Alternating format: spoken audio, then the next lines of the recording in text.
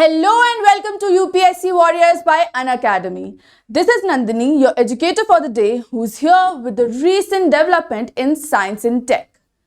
This particular topic will be relevant for your UPSC examination for the very purpose of science and technology aspect of the paper. Today, we are going to discuss the development that has taken place on 7 September 2024 that pertains to say that the center has now approved a new regimen for the MDR TB treatment.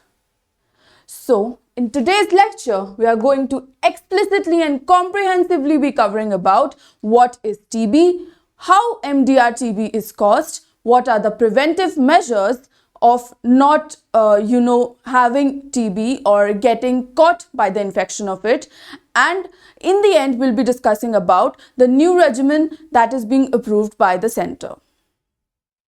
So let's quickly understand what TB is.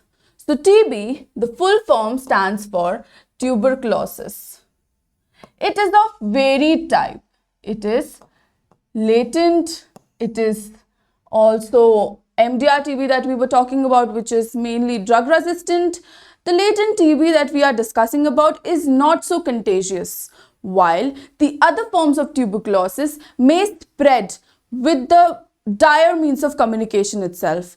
If somebody is going to cough, sneeze, and the droplets are going to transfer, tuberculosis will be affected to that person in front. The person might catch it. So, who all are the people who are very, very vulnerable to this particular situation? So anyone and everyone who has a weak immune system or a weak immunity is someone who is very prone to the situation. Next up, people with lifestyle diseases such as diabetes, hypertension, thyroid, etc. will also be prone to this particular situation. So, if a person already has some certain kind of condition, then that person automatically becomes prone to having tuberculosis. Another addition that we might have in the very list of who might be impacted due to tuberculosis is also the people who have HIV/AIDS, since the people who have HIV/AIDS also have a weak immunity system. So everything on those lines that would impact your immunity system would make you vulnerable to tuberculosis. What are the basic symptoms of tuberculosis as to how we can consider that, okay, we might have tuberculosis? So the symptoms are very common. It could be cold, fever. It could also be fatigue, weakness. So, as you can see that the symptoms are pretty common. Then how do we differ these particular symptoms with those of common flu and other diseases? So, in the case of TB, what will happen? That all these situations in particular will be very prolonged. So what can we do about it? How should we, go about it as to knowing that a person may or may not have TB? So if any kind of these situations are there which are for a prolonged period of time, then you must consider a practitioner and also consider getting yourself tested, because testing is the only means that could help you assess that whether not you have TB. So the test that is being devised, that is also being comprehensively used at a very large scale, is the rapid molecule test. So people or medical practitioners generally suggest that one should go for this if they want to get tested. Moving on, let's know how it is caused. Like, we understood what it is about, we had a general introduction, but how it is caused. So tuberculosis is caused by a bacteria known as Mycobacterium tuberculosis. its line of treatment is majorly by the drugs that are being mentioned here, which are isoniazid, rifampicin, pyrimidine, and ethambutol. Pronunciations might be a little here and there, so bear with me. Also, there are, like we mentioned, that there is a set of tuberculosis that is resistant to all this first line of treatment. All those which are resistant to it, which is the drug treatment, that particular sort of tuberculosis, that particular type of tuberculosis, is nothing but MDR TB. And MDR TB full form is nothing but, it's multi-drug resistant TB.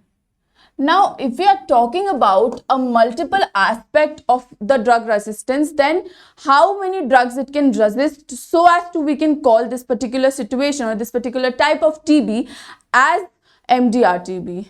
So, any type of TB, any type of individual who is suffering from tuberculosis, who does not show any signs or symptoms related to the curing of the disease from 2 or more drugs, then that person is supposed to have MDR TB. So always remember that we'll jot down the state of MDR TB only when the person affected is resistant to 2 or more types of drugs for the purpose of treatment. Moving on, we have how the TB bacteria pertains to resist itself from getting impacted by the very purpose of, injection of a disease or ingestion of the disease. So there are 4 mechanisms basically via which the bacterium prevents itself from getting cured or from, not impacting the individual anymore or dying for that matter. So those 4 mechanisms basically that pertains to develop MDR TB is cell wall. What happens in cell wall is, so the cell wall does not at all allow the drug to enter in itself. It, by the means of genetic modification, it tends to develop such cell wall that it becomes nearly impermeable to medicine. And that's when the condition of MDR TB is caused. Next up is that the drug modifies itself with interacting with the enzymes of the bacterium, that it does not show any signs and symptoms of getting cured or of treatment or getting better for that matter. So the enzymes, the drug enzymes and the enzymes present in the cell of the mycobacterium, these two interact in such a way that the improvement that needs to be occurred does not occur at all. So that's the second mechanism via which MDR TB is developed. Third is drug efflux system. What happens in drug efflux system is the drug is ingested. So in the above 2 cases, what happened is, in the first case, not allowed to enter at all. Second case, it gets neutralized. Third case, it gets efflux. It gets phased out. The cell, the mycobacterium cell, vomits out the drug and it eliminates the drug from its system, from the bacterium's body, and hence the drug is unable to react, due to which it is unable to do what it is intended to do. So that's another mechanism via which this particular case happens.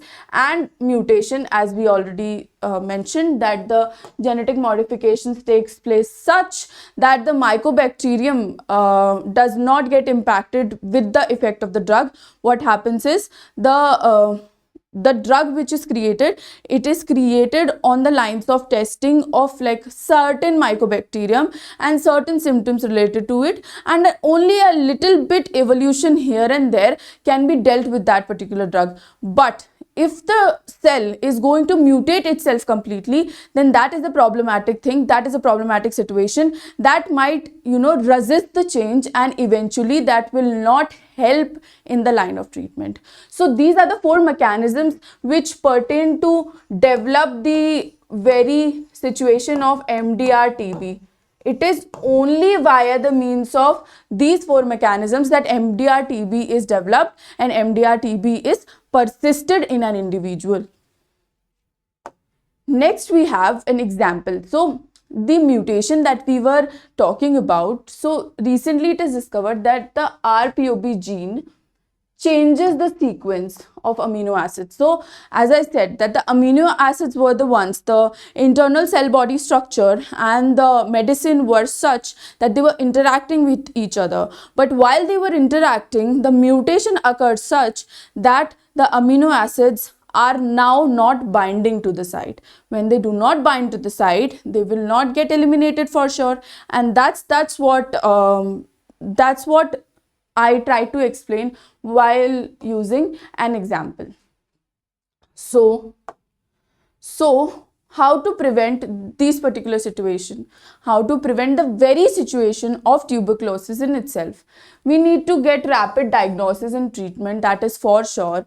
Then completion of treatment is very, very important. The treatment of tuberculosis is very comprehensive. It is very lengthy. The session that the person has to take, the amount of medicine and for a prolonged period of time that a person has to take is very problematic, and that's what is a very economically draining, mentally draining, physically draining process for the individual. But in order to prevent this particular disease from reoccurring or from persisting for long, this particular point is very important. Next up is we need to also identify with the patients who have HIV AIDS, because the people who have AIDS have a very weak immune system and they are not going to sustain for long. So the people who do have HIV AIDS must be regularly tested, just so they can be prevented from the from getting terminated via the disease or getting deceased. We must also identify the contacts. So while someone sneezes or has a chance that a particular disease can be communicated, that's when it is our responsibility that we identify and maintain our own distance, not because there is something wrong, but because we need to prevent ourselves, and we all know that prevention is always better than cure. Next, research about this particular thing. Why research becomes an aspect? So this particular thing is an aspect that everyone should know, because you never know what happens, what mutations are occurring, and if we are not aware about the things that are happening in a certain domain, then certainly we are going to fail. So that's why research is one such important that is relevant in the status quo. Now, why is it in news? The entire story comes down to this particular point. We gave the background just so we could discuss this particular thing. So it is in news in particular because the CDSCO, Center for Drug Search, CDSCO, yes. CDSCO, it is a drug research entity that pertains to approve and test various drugs, also research. So CDSCO has approved, also developed this particular drug regimen, which is a combination of pretomanid with bedaquiline and linzoid. And it could be used depending upon the severity. It could be used with or without moxifloxacin. So this is a particular regimen that is introduced in order to treat MDR TB. So this particular regimen is approved by the center. Why? Because as I said that the treatment line of TB in itself, we are not talking about MDR TB here, we're talking about TB. So the treatment life is close to 18. The treatment life is close to 18 to 24 months. and this particular regimen has brought down this particular time to 6 months. That's why again it's getting popular that the economics will be dealt with, the patients will be dealt with, the kind of problem it was causing to the healthcare system and also to the patient and the patient's family, that is going to be dealt with because the number of months is significantly reduced. Also, this particular method is accepted because it is safe, effective, and a quicker option. Not only this, it is also an option which is cheaper because we are eliminating the prolonged time, so half of the costs gets cut there itself. So this in particular was a topic that we needed to discuss because the government of India aims to eliminate TB by 2030, and this is the goal that comes under the SDG. And they also said that before identifying with the sustainable development goal, they'll make sure that this particular elimination is reached by 2025 so that they can test, identify, and be rock solid that by 2030 this condition of TB is eradicated from our country. So it is also a good governance practice that has come under the ambit of our GS paper, Science and Tech in particular. So I hope that this session was very informative to all of you, and it did ring bells as to what all is happening in the country, because science and technology developments are such that require an aspirant's very curious attention, and hence I thought that it would be relevant to bring it up today. So thank you so much. With this, I would like to sign off. If you did like the session, do not hesitate to like, share, comment, and subscribe to our channel. Thank you so much again.